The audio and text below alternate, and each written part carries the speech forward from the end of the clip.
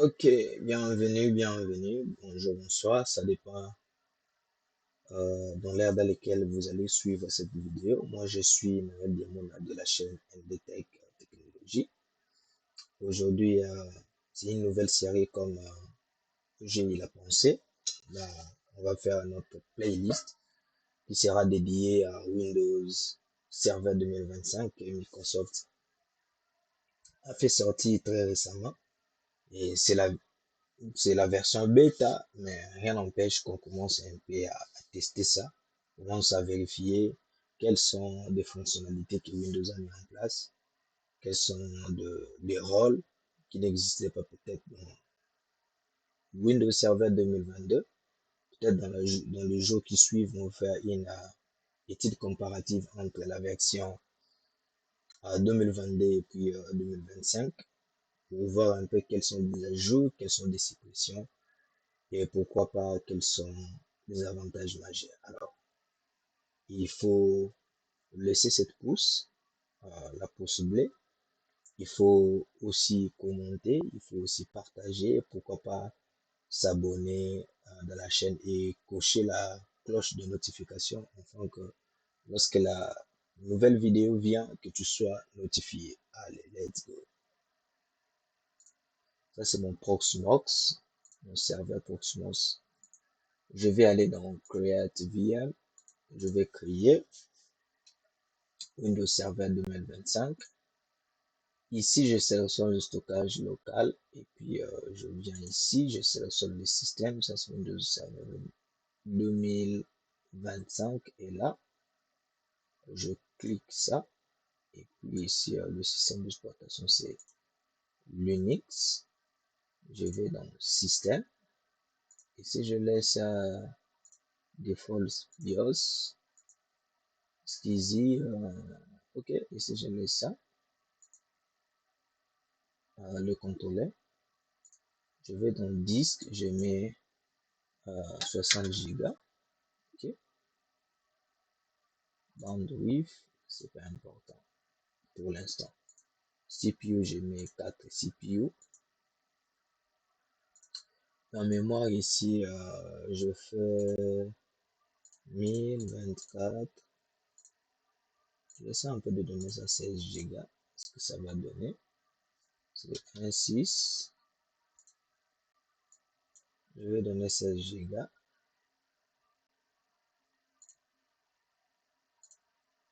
16 Go,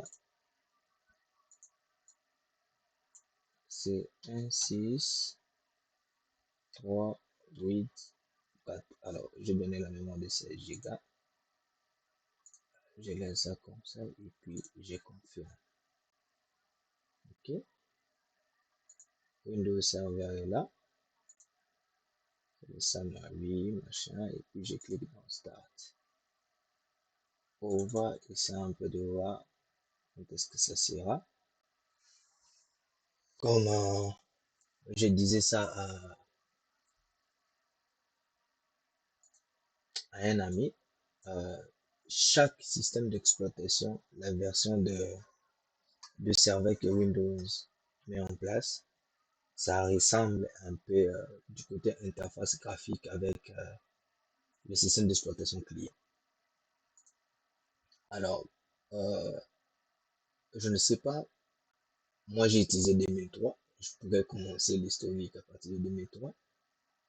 Euh, Windows 2003 avait l'interface de Windows XP.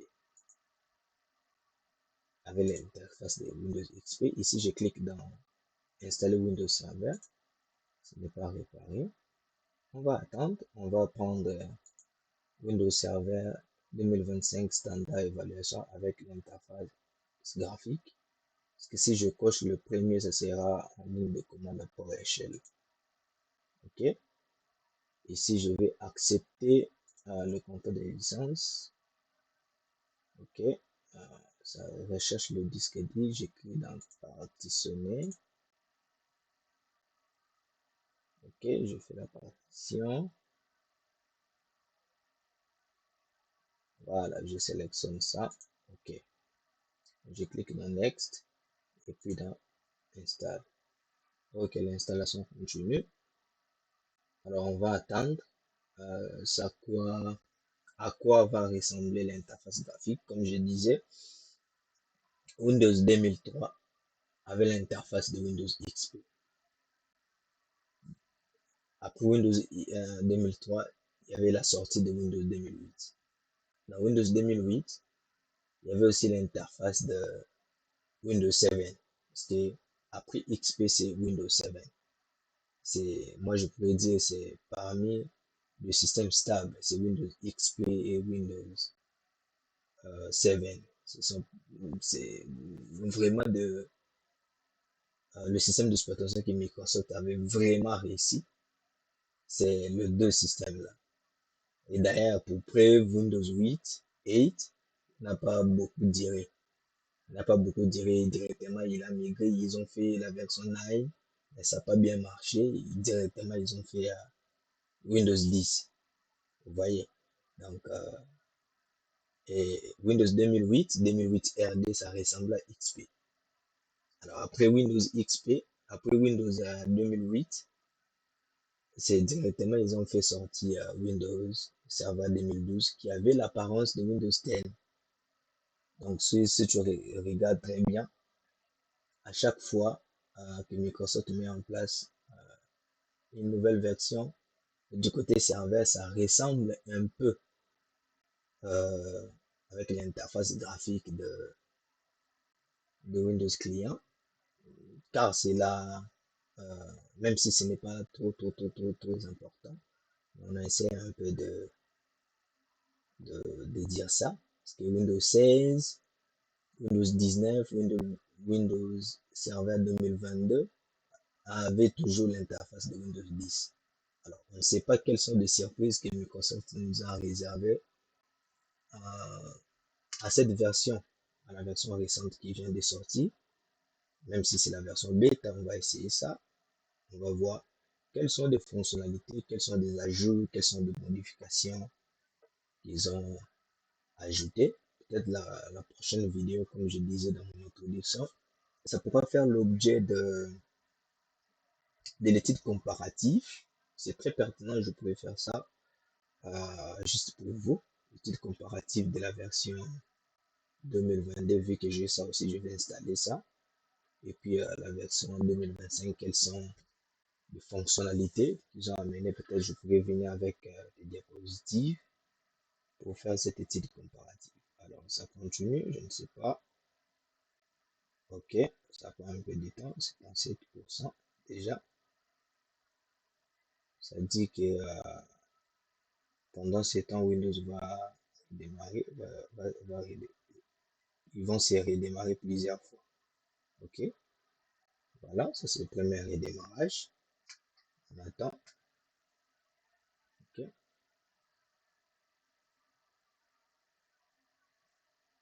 ça continue. On est là calmement et puis on va voir ce que ça va paraître. Ça c'est l'épisode 01, comme j'ai dit, à l'installation. Et puis l'épisode 02, ça sera le tour. On va faire un aperçu général des fonctionnalités qui existent dans Windows Server 2025. Pourquoi pas aussi installer Active Directory, euh, pourquoi pas mettre en place comment joindre aussi un client dans le domaine, pourquoi pas aussi faire des GPO. Ce sont des choses, on pourra tester ça avec cette version. On pourra faire aussi le DHCP, on pourra faire aussi le système de backup, on pourra faire beaucoup de choses, beaucoup de choses. Mais on va voir ce que Microsoft nous a réservé dans cette version. Alors, je nous recommande, c'est une force, ça nous donne la force de venir encore avec de nouvelles contenus, de continuer toujours à aimer. Pourquoi pas s'abonner à la page, clocher aussi, laisser aussi la cloche de notification disponible afin de recevoir des notifications lorsque la nouvelle vidéo est mise en place. Et ça nous fera énormément du bien. Ça nous fera énormément du bien. Alors, restez branchés, c'est 94%. OK. Oh, that's good. Alors, je mets le mot de passe.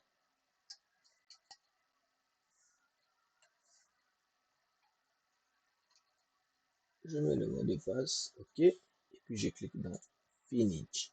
OK. Finalisation. On attend la finalisation. Oh, oui. Voilà. C'est la même chose que je vous disais. Ça, c'est purement l'interface de Windows 11. Attends, on va voir la suite. On va dans ici, je clique CTRL ALT Delete. C'est purement Windows 11. Je mets le mot de passe que j'ai mis.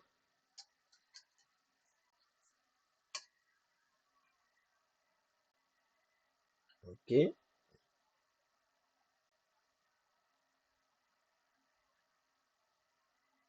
Ah, on attend.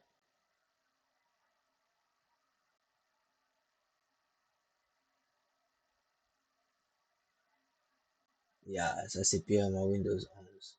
On accepte. Ah, ça, même si on te ferme les yeux, si tu... ça, c'est la notification. Try Windows Admin Center and Azure Arc today. Si j'étais connecté, j'allais essayer ça. Ici, j'avais aussi un compte à Microsoft Azure dans le cloud Microsoft, je pourrais aussi essayer ça. Peut-être dans la suite des temps, je pourrais essayer ça quand je vais acheter l'espace chez Azure. OK, je ferme ça. Voilà, le tableau de bord n'a pas changé. Le dashboard est toujours là. Configurer this local server, add un nouveau. C'est toujours la même chose. Dans Tools, c'est à peu près la même chose. C'est toujours la même chose ici dans Tools. Disk Cleanup, dans View, c'est la même chose. Ils n'ont pas, ça n'a pas beaucoup changé. Ici aussi, c'est la même chose. Comme 2019, comme 2022, comme 2012, même 16. C'est la même chose ici. OK. Voilà. Néanmoins, si vous remarquez bien, c'est vraiment l'apparence de Windows 10, de Windows 11, il y a 11. C'est pratiquement la même chose, à peu près la même chose. Pas à peu près la même chose, c'est la même chose.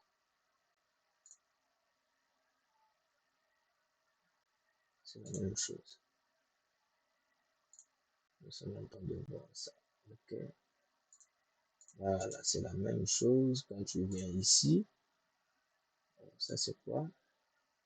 Oh, Azure Arc. Launch Azure Arc. OK. Protect your server from tree, monitor your server and your query log, configure your service to comply with Azure best practices.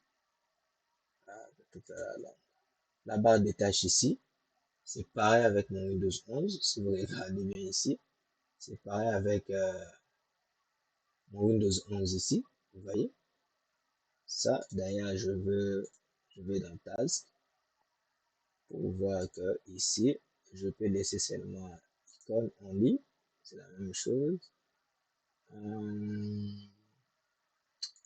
Je viens ici, c'est center, je dis left. J'ai ramené ça ici. Donc, si tu regardes, vous regardez très bien, c'est la même chose. Alors, on vient ici, on vient Service Manager, PowerShell, on vient des commandes. C'est la même chose. OK. Attends, je vais essayer un peu de voir. Ici, ici, c'est dit quoi? Open Settings.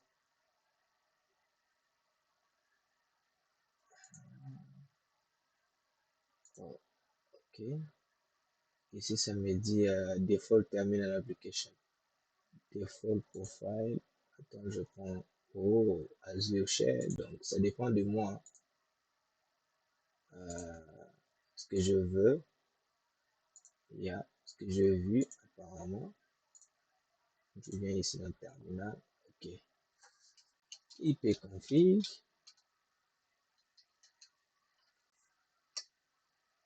OK.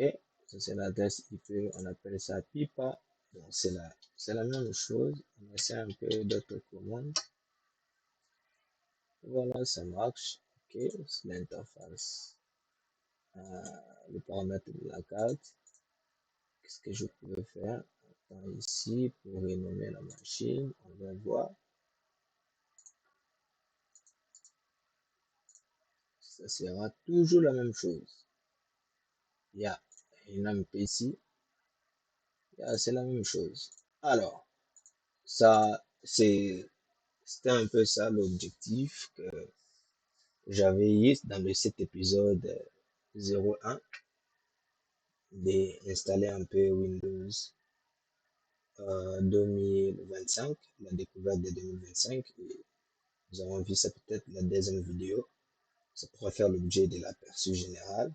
Euh, comment on pourra nommer, comment on pourra checker aussi des services. Alors, restez branchés, je vous aime beaucoup. Bye bye.